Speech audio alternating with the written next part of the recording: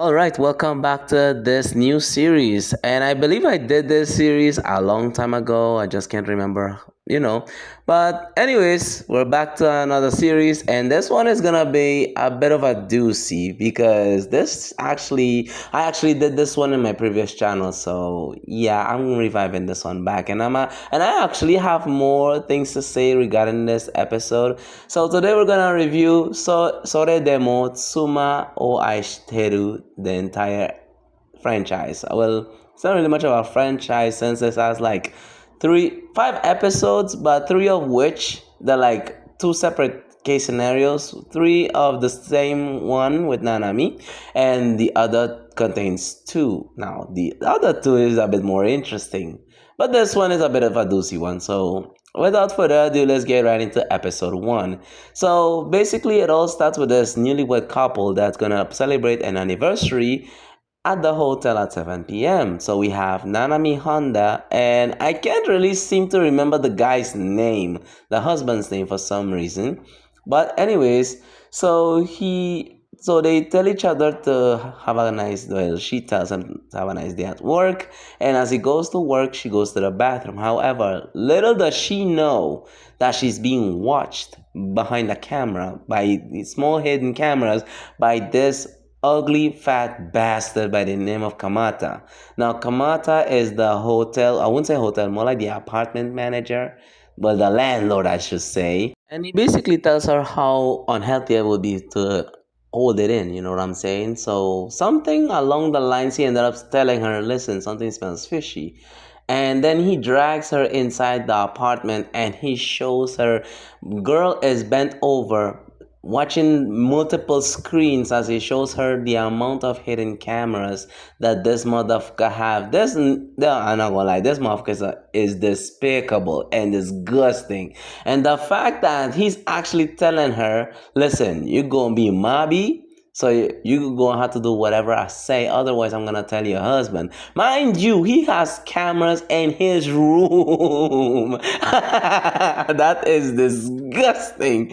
This old bastard, not gonna lie, and I'm not even gonna spoil it for y'all, but he got beat the cup. Yeah, just to spoil it to you guys, just to spoil it. And I believe it's either in the second episode or in the third episode he got beaten the cup by a guy that Nanami knows of. But anyways, that will be for the next episode. So anyways, in this first one, he is drilling her guts inside and out. And mind you, this does not stop. So we get into the backstory of, well, basically, I wouldn't say a backstory, but more like the meeting of the anniversary in a hotel, and they ended up doing it. But afterwards, he ended up drilling her guts inside and out, and bro, and mind y'all, this is where things Nanami took a turn for the worse. After she was basically violated by this man, she goes to her husband and she is feral. She's like, and the husband is like, listen, babe, I gotta go to work in the morning. And she's like, just let me handle everything. And I was like, damn. I kind of feel bad for Shuichi. Right, that's his name. His name, her Nanami's husband's name is Shuichi. And Shuichi is oblivious to the situation. That's why, and because he's been wondering why you're acting so weirdly feral, and she's so guilty about it that she has to make it up to her husband at one point. Well, somehow I would say. And afterwards, this is where it gets even worse. After the fact that they did it, they ended up doing it behind a car park in a nasty ass public bathroom, and then to finish it all off, she gets a phone call from her husband Shuichi, and he's like, "Well, I'm on a business trip, and I'll be home tomorrow." And she's getting her. Not gonna lie, her insides are being drilled. Mind you, she is drenched in baby batter. I'm like, oh my god, somebody stop this nigga. I was like, what the dog? And she is literally begging to just let him come home and stop this madness. And once all of this happened and she hangs up the phone, little does she, oh my goodness, I can't even say it properly without, sounding too like off. But she ended up consuming ecstasy pills by this same nasty ass nigga.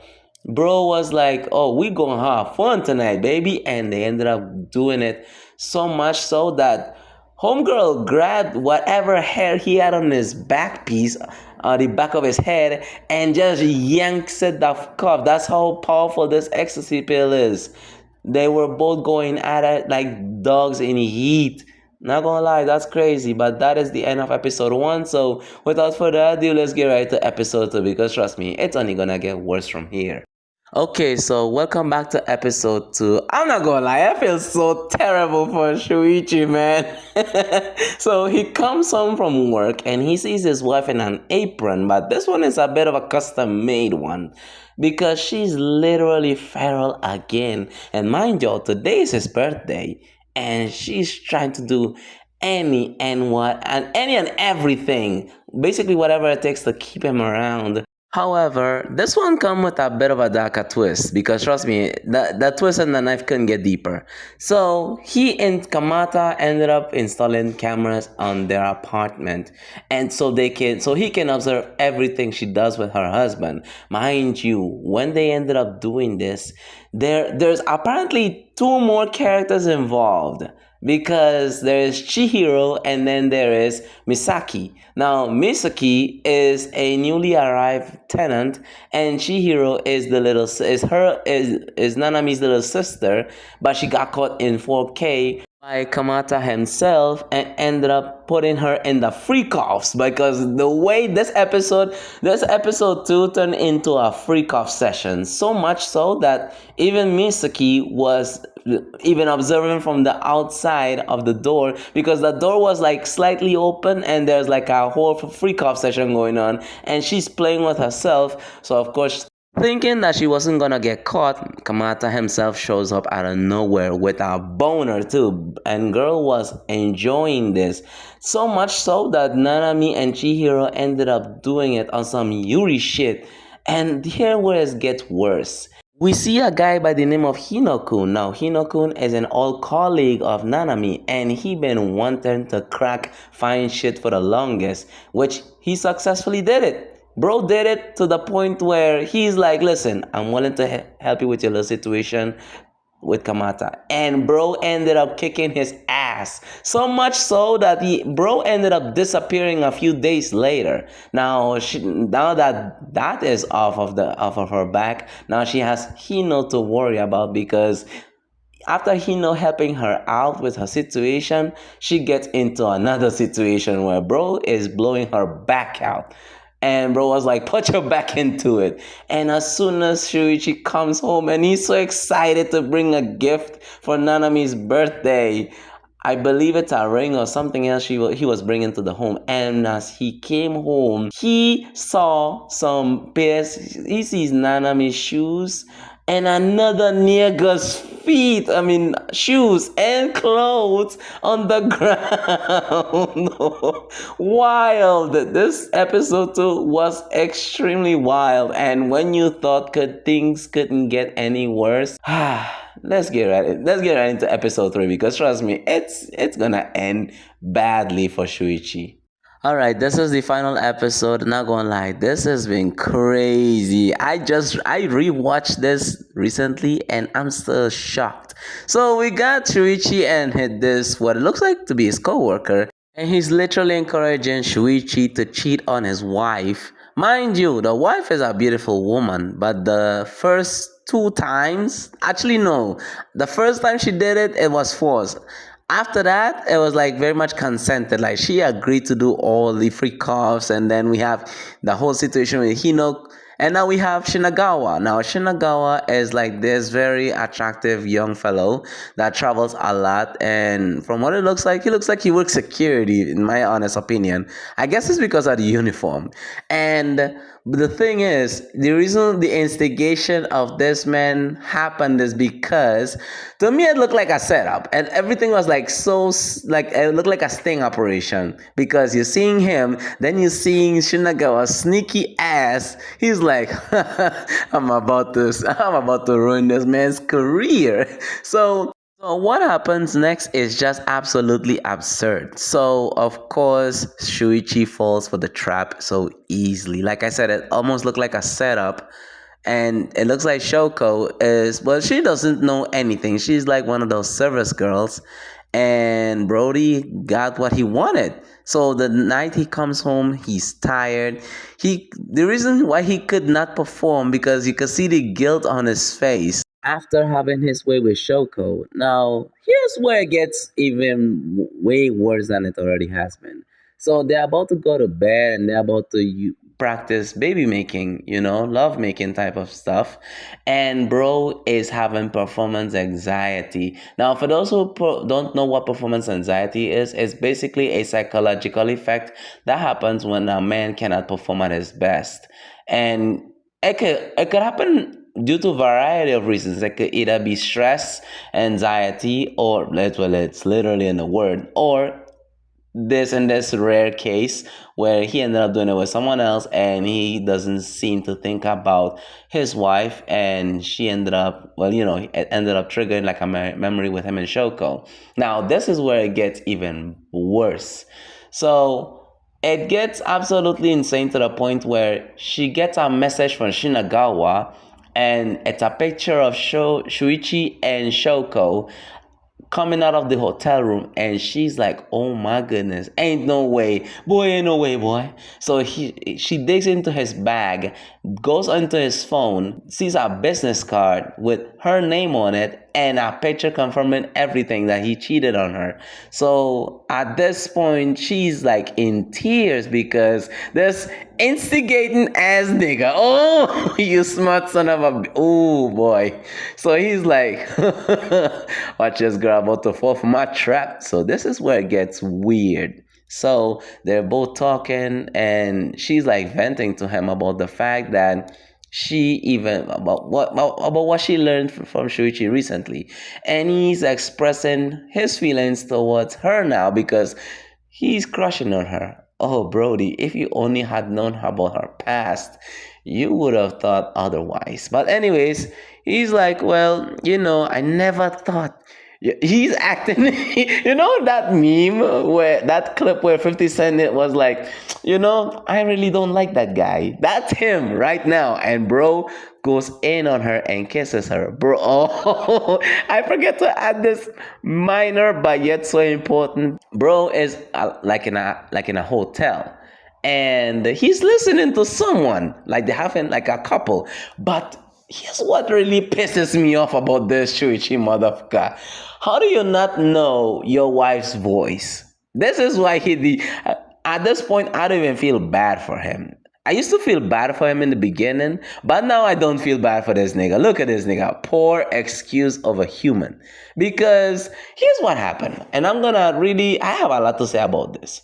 So, when he was in a hotel room, he was listening to this couple having like hot sex, like literally like rabbits in heat. And then it trigger into your head like, okay, what if that's my wife? Because Brody was in a hotel room, and next to his room was where they were having sex. So he's like, oh damn, I'm getting kind of hard right now. I'm kind of hard. So, bro, as days progressed, they were being intimate and doing cosplays, maids, nurses, you name it. And bro, each night that he listens in on it, it's like he's more oblivious than I initially thought, because I was like, nigga, your wife is getting banged. You're turned on by this, what you thought was a random couple. That something then trigger into your head is like, why does that sound like my wife? Maybe I should check out the neighbor, And mind you, bro was having the time of his life. That, now I ain't gonna lie, Shinagawa, you're a smart one. And afterwards, she files for divorce. Because not only, and you know what, I kinda gotta give it to her. It's not like she found out, because it's not like she was investigating him. It came to her by someone else. So afterwards, the divorce was filed and it was finalized. She got pregnant by Shinagawa. Oh my god. Oh my goodness, when I tell you guys, this was hellishly traumatizing, even for me. That was crazy. And mind you, she's the one who's. I can't now. I will not say that what she's being swept under the rug. No, I'm by no means justifying her actions because she's the one who started this thing. Now, I understand the first part where she was forced to do it and she was even drugged. Okay, understandable. Boom. But the fact that you consented with Hino and then you had a freak off session with Shihiro and Misaki, that nah, you're a lost cause after that. And the fact that your husband saw men's clothing on the ground, like if he owned the damn place, that makes it even 10 times worse. So both of them on the wrong. Both of them were wrong. So first of all, the wife was wrong. Nanami was wrong because she cheated first, but he was wrong where he was sloppy. Now, if I'm being honest, I'm not sure. In the second episode, she was caught. I'm not sure. I honestly never like knew that she was caught. Now, in the third episode, she actually got caught by Shuichi while doing it with Shinagawa. Now, that is where things went wrong. And because she got caught, of course, she had to file for divorce and show him a picture of him and Shoko outside of the hotel and says, in two simple words, I'm sorry. That's it. No explanations, no justifications. She just said, I'm sorry, with the ring rested on top of the divorce papers. That's crazy. And then, like, she got pregnant, and then Brody was broken down in tears because that was like his number one goal to have a family with her. So, oh my goodness, I don't even know what to say at this point. That's crazy. This was one of the craziest ones. And there's a part two, mind y'all. There's a part two to this, but the scenario is different. So I will be posting that very soon. And also make sure to look out for the new season of, well, I wouldn't say a new season, but more like the season that I'm gonna post tomorrow is actually, yeah, quite long. I got like 8 episodes. It's crazy. But anyways, thank you all so much for watching. Be sure to like and subscribe if you haven't already. What was your most interesting part of the episode? Of all 3 episodes, not just one, two, or three. Which one out of all three had you the most intrigued, and what was your favorite plot twist? Because trust me, there was so much plot twist that is crazy. But anyways, thank you all so much for watching. Again, I really enjoyed the support. We're almost at 800 subscribers. We're on the road to 1,000. So I really enjoyed the fact that we reached this far, and the support is really overwhelming. But anyways, thank you so much. Again, I really love and appreciate y'all for supporting the channel. And again, I'm really trying to organize a live stream very soon, and I might either play this game or I might play Call of Duty, depending, because I really want to buy either a PS5 or build a PC where we could be able to, interact, have a conversation, and play a few rounds. You know what I'm saying? But anyways, until next time, enjoy your weekend and happy Men's Mental Health Awareness Month. I rather listen to my homeboy stories than to, carry his casket. Because you can never know. Always make sure to check on the homies.